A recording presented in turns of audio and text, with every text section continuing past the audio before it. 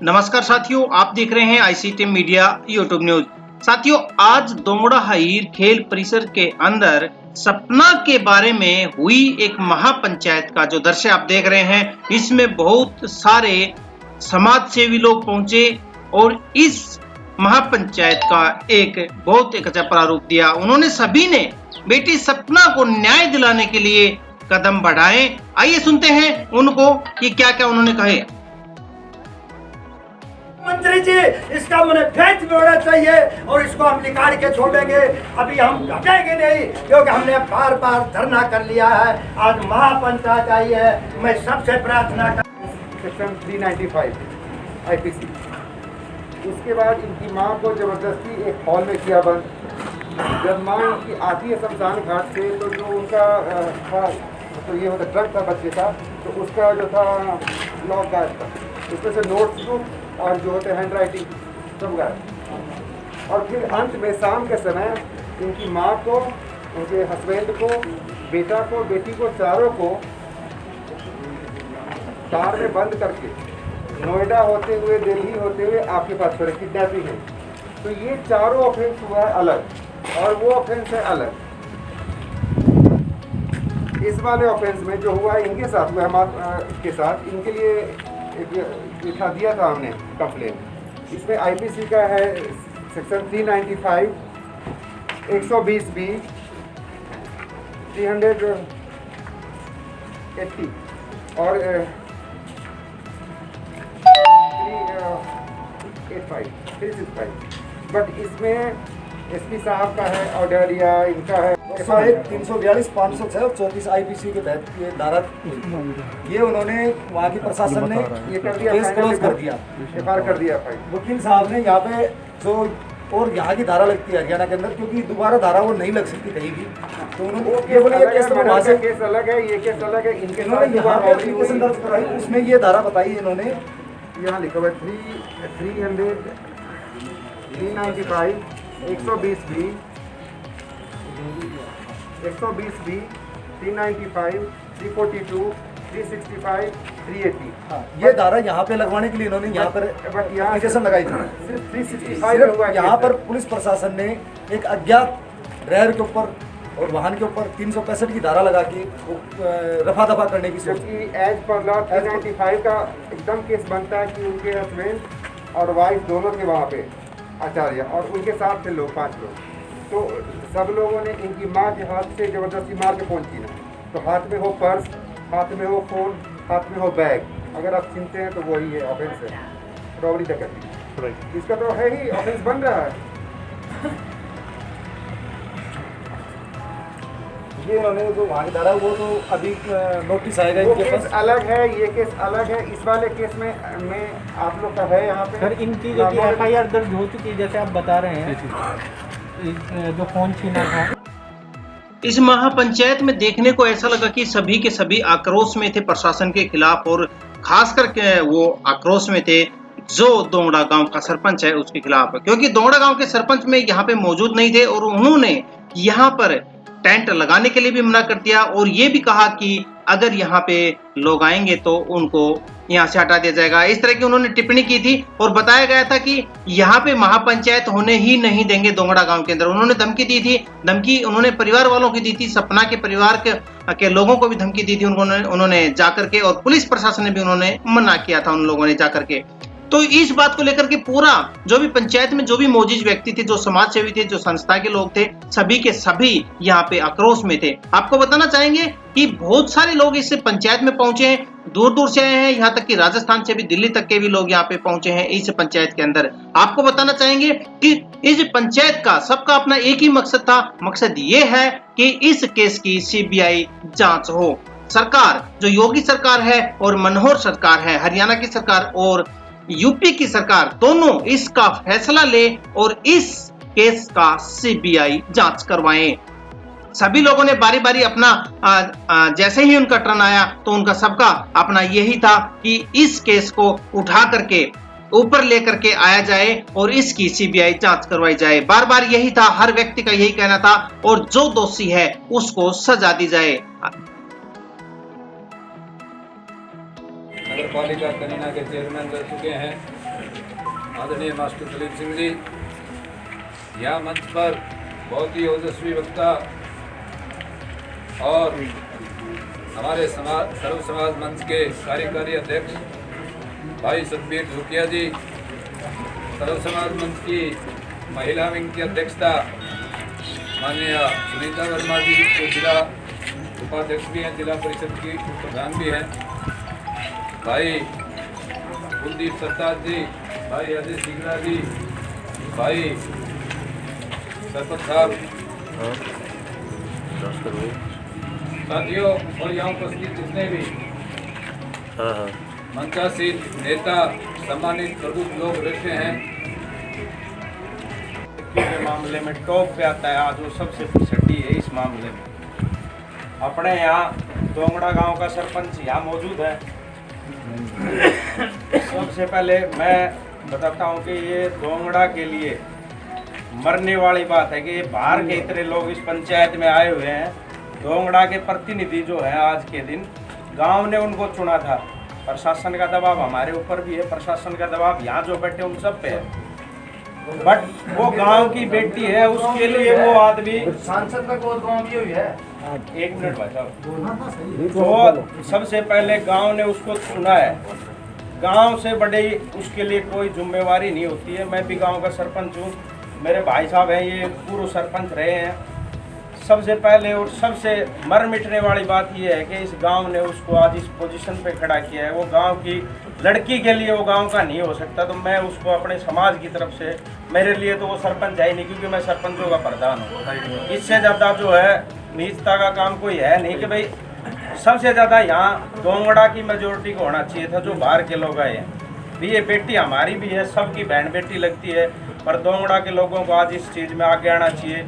वैसे तो कल को कोई आता है, वो कहते हैं भाई ये सांसद का गांव गोद लिया हुआ गांव है, कोई कहता है भाई राव साहब का यहाँ प्रोग्राम है, यहाँ से जिला पार्षद भी है, ओके के जिला पार्षद भी यहाँ दोंगड़ा है, इससे शायद योगेश भाई है, योगेंद्र पहलवान जी है, उनको भी इस चीज़ में यहाँ आना चाहिए था। हो सकता हूँ मेरी बात गलत हो, उसके लिए मैं क्षमा मांगता हूँ, बट जो पीड़ा और दुख है वो इसी बात का है कि यहाँ के जो जनप्रतिनिधि थे आज वो इस महापंचायत में नहीं आए। ठीक है, किसी परिवार की किसी से नहीं बढ़ती हो, चलो इनके परिवार से उसकी नहीं बढ़ती, जनप्रतिनिधि जो है, ये बेटी तो गांव की थी, उस बेटी के लिए तो उठ के गांव को आना चाहिए था। और रहा, मैं कई बार कई जगह बताता हूँ, आज ये सारे भाई बैठे हैं, ये इससे ज़्यादा मरने वाली बात महेंद्रगढ़ जिले के लिए नहीं है कि यदि हम इस लड़की को न्याय नहीं दिला पाए ना, तो भाई ये जो महाराज जिसे दौड़ पहुँच जो बना घूमी के अपना न टांग के कुट्टी के टांग के, इससे ज़्यादा कुछ हो नहीं सकता। चाहिए आप कुछ भी करो, भाई सरकार इनको न्याय नहीं दिला सकती, तो हम सरकार से मांग करते हैं कि इनके परिवार को भी मार दे।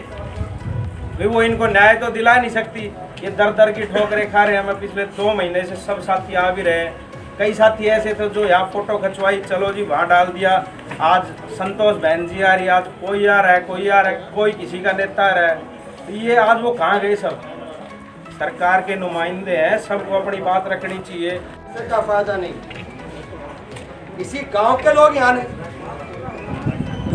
इससे बड़ा जूता क्या न्याय अन्याय दूंगा। जब हमारे प्रदेश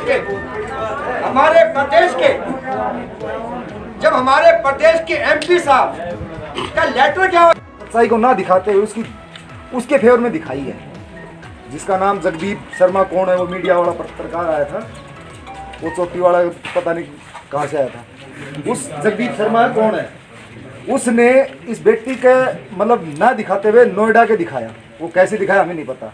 उसके बाद में हम खुद गए हैं नोएडा, मैं गया हूँ, मनीष गया हूँ, अपने महेंद्र क्षेत्र से हम 2 ही बंदे गए हैं, लड़की के माँ को लेके और उसके नाना को लेके और वकील साहब को लेके। कोई भी आदमी जिसके साथ ये घटना घट जाए, क्या उससे प्रशासन मिलेगा या नहीं मिलेगा, पहले ये बता दें। प्रशासन का अधिकारी, कमिश्नर, सुप्रीम कोर्ट के वकील,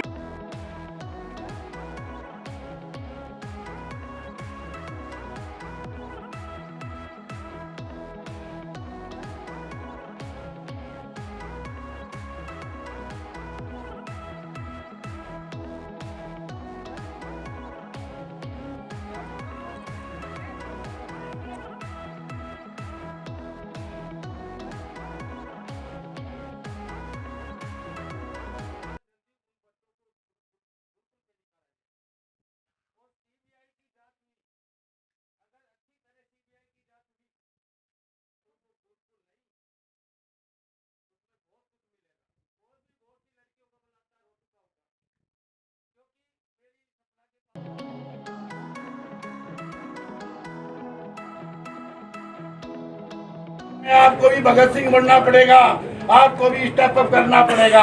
यदि आप न्याय की लड़ाई चाहते हो, न्याय लेना चाहते हो, तो हमको एकजुट होकर लड़ाई लड़ना होगा।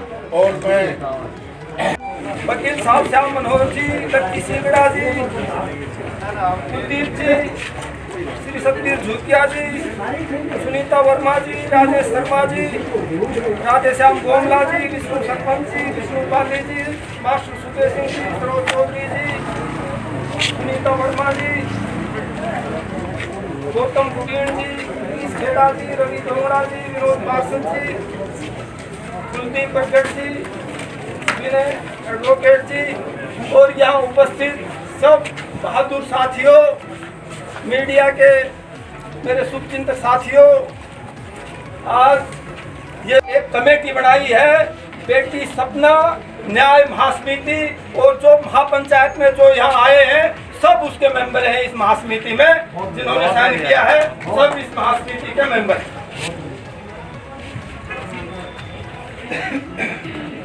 दूसरा जो प्रस्ताव है,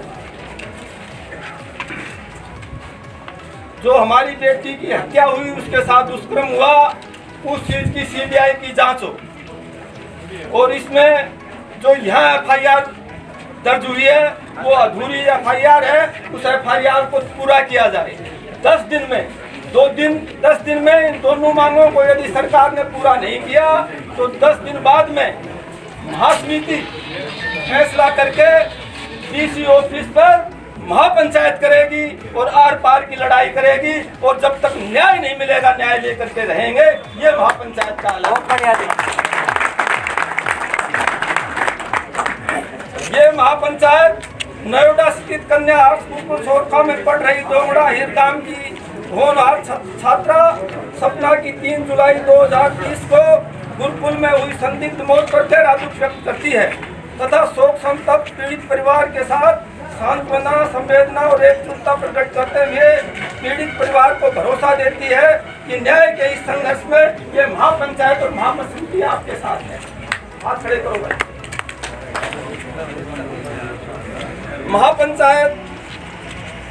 महापंचायत उत्तर प्रदेश पुलिस द्वारा इस मामले में जो क्लोजर रिपोर्ट दाखिल की गई है उस पर नाराजगी और रोष प्रकट करती है। महापंचायत का यह स्पष्ट मानना है कि उत्तर प्रदेश सरकार तथा वहां की पुलिस हत्यारोपियों से मिली हुई है, इसलिए यूपी सरकार तथा यूपी पुलिस से हमें न्याय की उम्मीद नहीं है।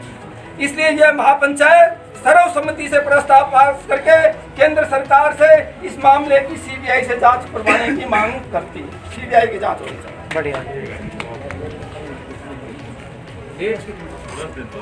ये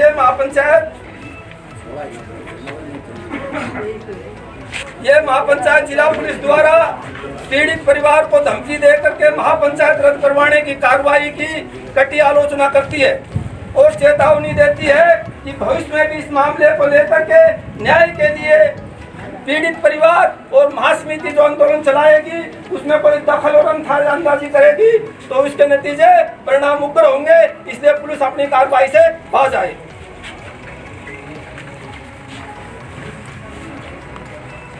ये महापंचायत सरकार को 10 दिन का समय देती है, सीबीआई की जांच करो और जो यहाँ एफआईआर यूज की है उस एफआईआर को पूरा करो। जो भी इसमें तो बनते हैं धाराएं जो लगनी चाहिए, जो दोषियों पर फिट होनी चाहिए वो सारी धाराएं लगाई जाए। 10 दिन में नहीं करेगी तो इस महापंचायत जो है ये महासमिति है ये अगली डेट मुकर्रर करेगी। ठीक है, 23 तारीख डेट मुकर्रर हो चुकी है। 10 दिन का समय हम देते हैं और 10 दिन में नहीं तो 23 तारीख को महापंचायत डीसी ऑफिस को होगी, आर पार की लड़ाई करेंगे और तुलाराम चौक वहाँ ही होगा। तुलाराम का मृत्यु दे महेंद्रगढ़ में होगा। वही किला है महेंद्रगढ़, नारनौल नहीं होगा। वही किला लेना है मेरे को। हाँ, नारनौल में धीमे मर गया तो हाँ मैं झंडा फहरा दिया।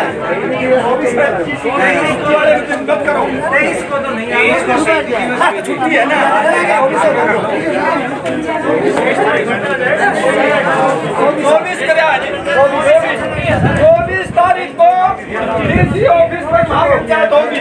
23, 24, 25 3 दिन की छुट्टी है। 26 तारीख को 23, 24, 25 3 दिन की छुट्टी है। 28 को क्या है? 28 को ठीक है। 28 को महापंचायत में कोई बात नहीं, हमारी समय में